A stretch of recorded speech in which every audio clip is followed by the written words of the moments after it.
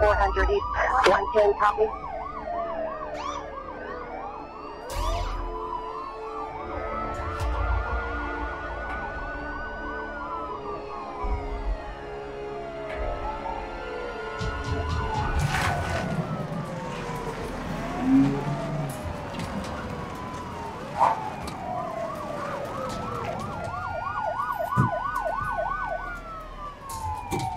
எப்போ வந்த?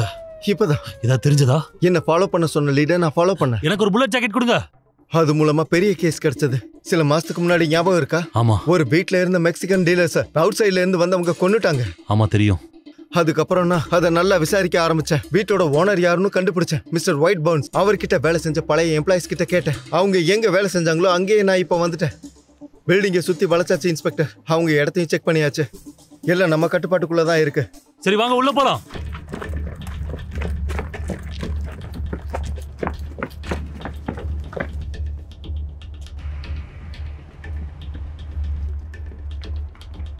மரியாதையா வெளியே போங்க.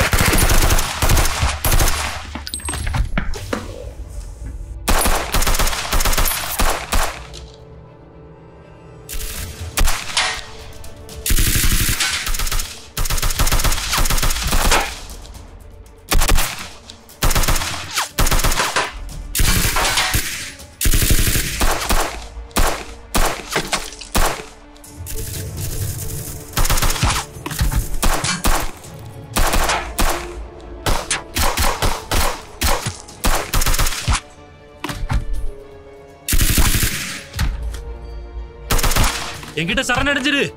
தேவையில்லாம கையில செத்துறாத.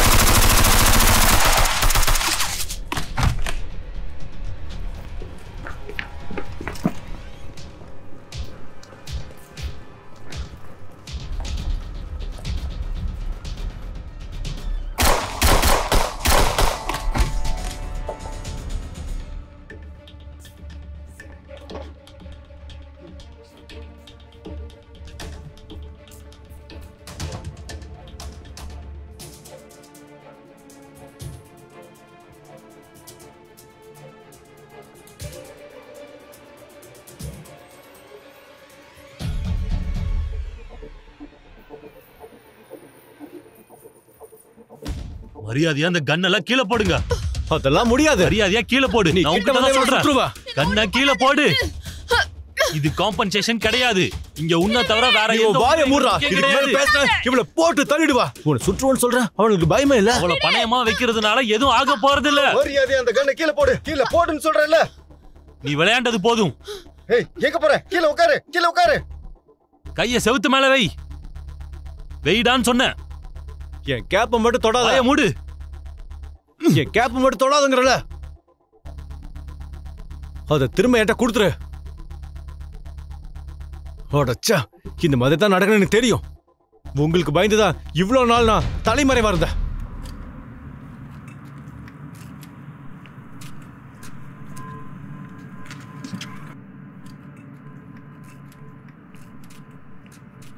எதுக்காக இப்படி தள்ளுற? நில்லு. சீக்கிரம் ஏத்துங்க. நானே ஏறேன். உங்களை சும்மா விட மாட்டேன்.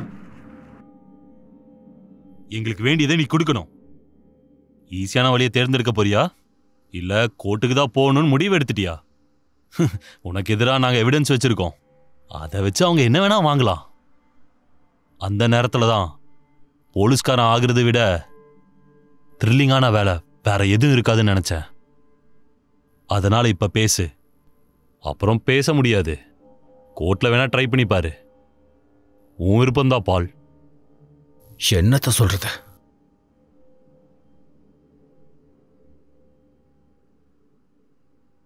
ஓகே, உன் டீலுக்கு ஒத்துக்கிறேன்.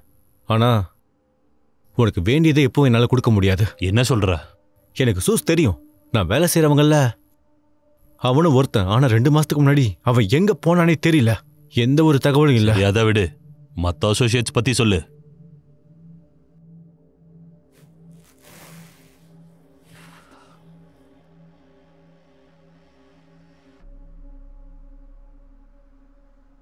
இங்க பாருங்க, நான் பேரெல்லாம் கொடுக்க முடியும், அட்ரஸ், அப்புறம் ஃபோன் நம்பர் கூட கொடுக்க முடியும். ஆனால் எதையும் கன்வே பண்ண முடியாது. நான் வேலை செய்கிற இடத்துல என்னோட உயிரையே எடுத்துருவாங்க. உன்ன மாதிரி ஒரு கிறுக்கன் கேட்கறான்ல, என்னால் பதில் சொல்லிட்டு இருக்க முடியாது. நல்லாவே ஆரம்பிச்சிங்க. ஆரம்பிங்க.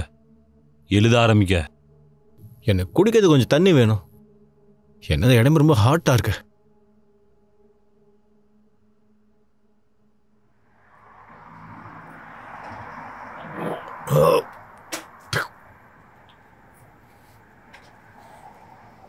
ஓ ஹாய், எப்படி இருக்கீங்க? நான் நல்லா இருக்கேன். நீங்க எப்படி இருக்கீங்க? நான் நல்லா இருக்கேன். திடீர்னு நீ எங்கப்பா ஆளே காணாம போயிட்ட? நீ இல்லாம எங்கேயுமே போக பிடிக்கல. உன் வீட்டுல என்னதான் பிரச்சனை? வீட்டு ஓனர் தான் பிரச்சனை. ம், நான் சில ஆளுங்களை அனுப்பி தானான்னு செக் பண்ணி தூக்கிட்டு வர சொல்ல போறேன். அப்படியா? இன்னைக்கு நைட்டு நீ லீவ் போட்டுட்டு என் இடத்துக்கு வா. நம்ம ஒரு விஷயத்தை பத்தி பேசணும். கண்டிப்பா நான் வரேன். தேங்க்யூ. வரேன். ஓகே.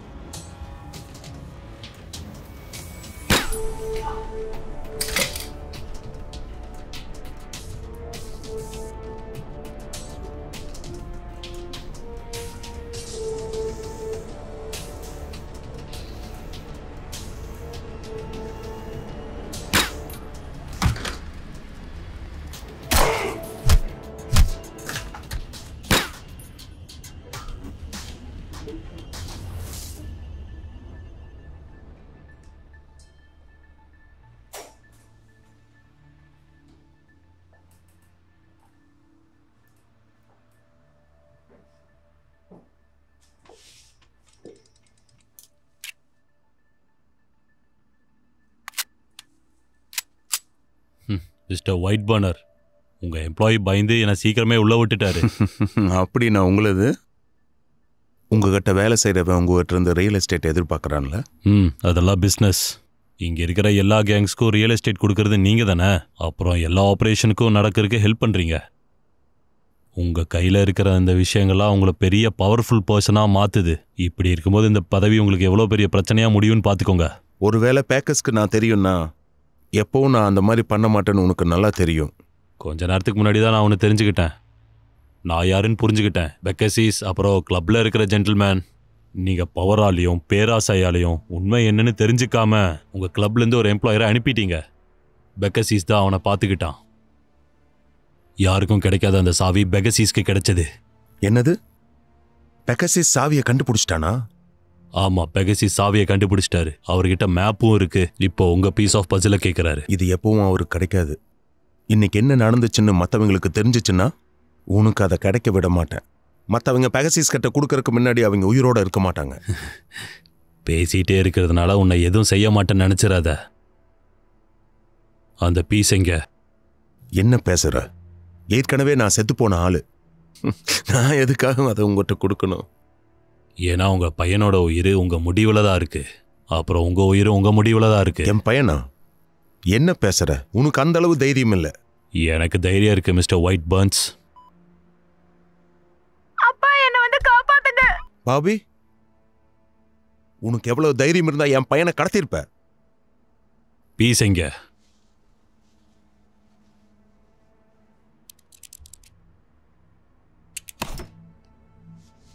இந்தா, இதை எங்காச்சும் எடுத்துட்டு போய் தொலை. என் பையனுக்கு எதுவும் ஆகக்கூடாது.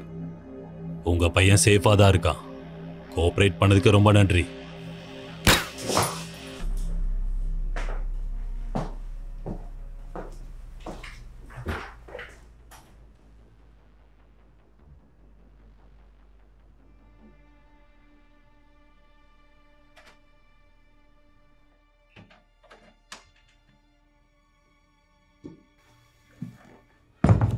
Sir, well done. White browns நல்லா கோஆபரேட் பண்ணார் போல இருக்கு. அப்படியும் சொல்லலாம். அடுத்தது என்ன? இப்போ நம்ம மிச்சம் இருக்கிற பசில் பீசஸ் எல்லாம் ஒன்றா சேர்ப்போம். இதை பண்றதுக்காக நான் ரொம்ப ஆர்வமா இருக்கேன். முதல் விஷயம், கூட்டணியில் இருக்கிற எல்லாரையும் கூப்பிடு. கண்டிப்பா சார். கிளம்பு.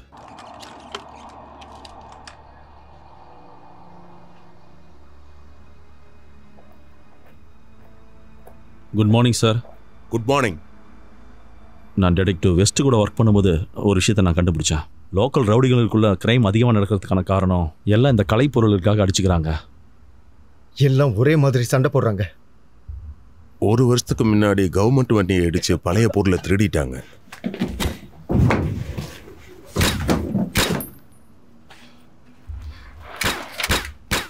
ஏஜென்சி முதல் முறை இந்த கலைப்பொருளை பத்தி கேள்விப்படுறோம். Good job. அடுத்த இன்ஸ்ட்ரக்ஷன் சொல்ற வரைக்கும் வெயிட் பண்ண. நிச்சயமா சார்.